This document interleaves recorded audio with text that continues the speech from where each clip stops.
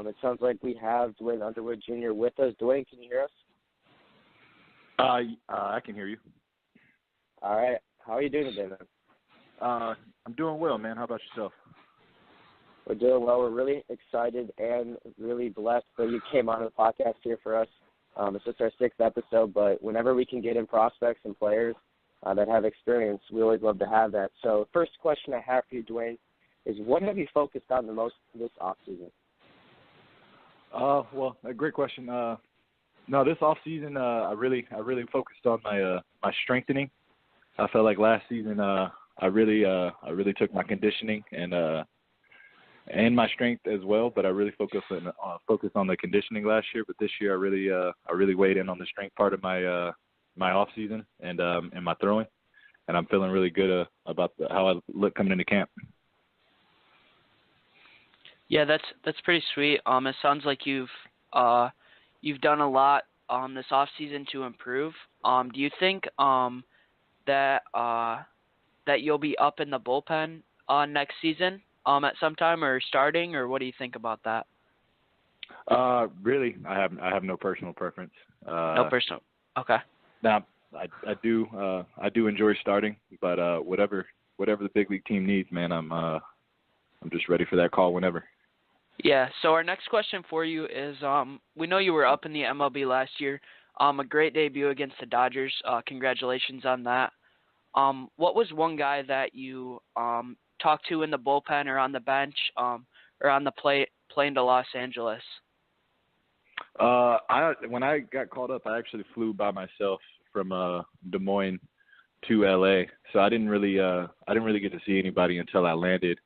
But me and CJ actually saw me that night, and CJ Edwards, and he just came by, tell me to relax, treat it like another game, and just go through my regular routine. And he was like, he had my back, so I mean that made it more comfortable when I got up there. And the day of, I mean, it was crazy. I mean, debuting in LA, that was a dream come true, and looking forward to this season and hopefully many more games in the show. Yeah, definitely. We hope to see you up again. Yeah, so, and we'll get into the process more behind that first start, Duane. But the next question we have for you is, who is the best player you pitched against in your baseball career? And I'd assume it's most likely probably one of those Dodgers players, whether it's, Justin Turner or Bellinger. You faced Jock Peterson, Max Muncy, quite a lot of great hitters. Who is the best player that you pitched against? I mean, like you said, I mean that whole Dodgers lineup was really ridiculous last year, and they I think they had the most home runs in that month or something ridiculous like that over a span or some statistic they were talking about at the time. But I mean, I try not to give credit to hitters because as a pitcher you try not to do that. But I mean, overall, I mean, just that lineup in general, that was a deep lineup, and I enjoyed facing them. I mean, I believe pressure builds diamonds, and those guys, they're very competitive, and that brings out my competitive spirit and it makes me go a little bit harder. Definitely. Yeah, definitely. So our next question for you kind of includes your past and your future. And kind of now too. So who has been the most influential player or even person in your life growing up and today too? Just going throughout the minor leagues and in the show, who have you always looked up to? I mean, first and foremost, my dad. I mean, he's been there for me through everything, and I always know I can call him. I mean, he didn't play professional baseball by any means, but he's a smart man and a loving man, and he's always done right by me. So I would say my father through getting drafted, through T-ball, through anything. My dad's always been there in my baseball career, and I hope he continues to be there throughout my life. Yeah, definitely. So the next question we have for you, Duane, is what do you like to do in your free time? I know we've had a few other prospects here on the show that, they talk about a lot of Fortnite, on the road, a lot of other stuff. What do you like to do in your free time? I mean, really, off season, I try to get outside as much as I can and, just do regular stuff. I mean, because when you're in season, it's a grind. You don't really get to you don't have the free leisure to kind of do the things you like to do during the summertime. So in the off season, I try to do those things, whether it's just going outside, going for a walk, going for a hike, just going to see some art, doing anything. I mean, it doesn't matter. I just try to be outside as much as I can. And then in season, I mean, a lot of video gaming with the boys, man. A lot of video gaming with the boys. Yeah, definitely. So it sounds like you have a lot of fun during the off season while still putting in a lot of work too.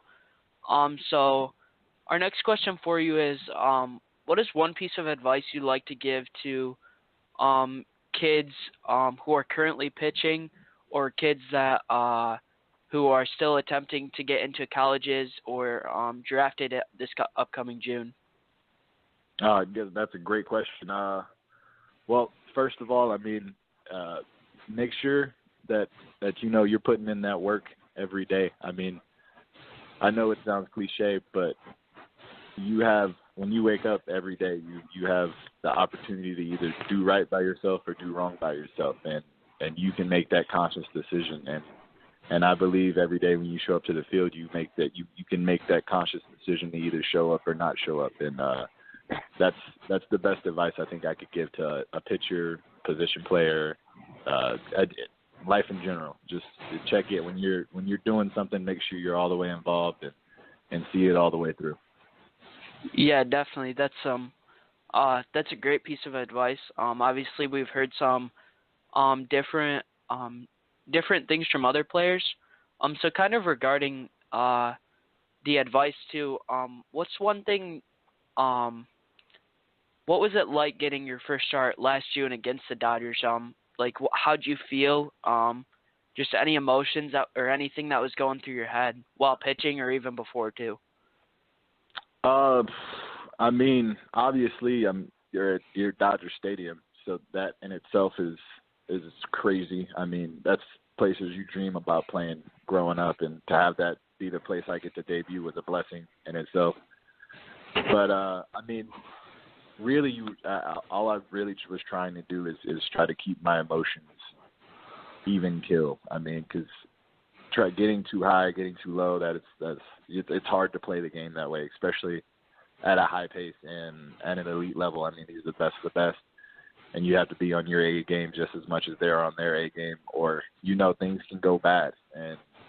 And then when things do go bad, you have to be able to slow it up even more and take your time and just really kind of work through it. But yeah, I mean, that was really everything that was on my only thing that was on my mind was kind of just trying to relax and trying to make it as normal as I could for it not to be a normal thing.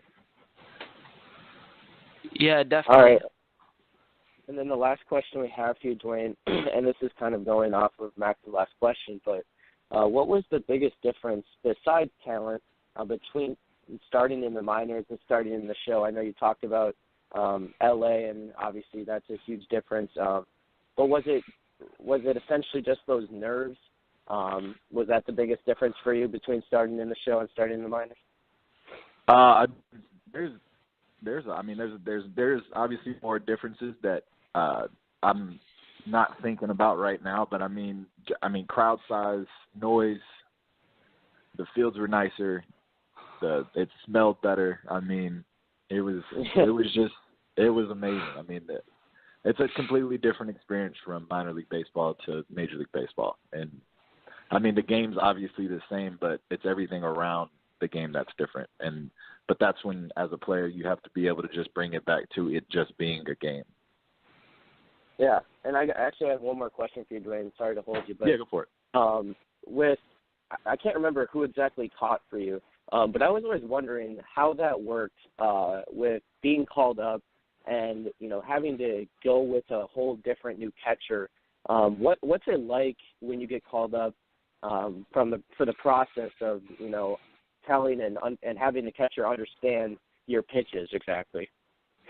Well, that's a great question. But I was actually blessed to have Chris Jimenez catch me in my debut, and I had pretty much thrown to him the whole year in AAA. So okay.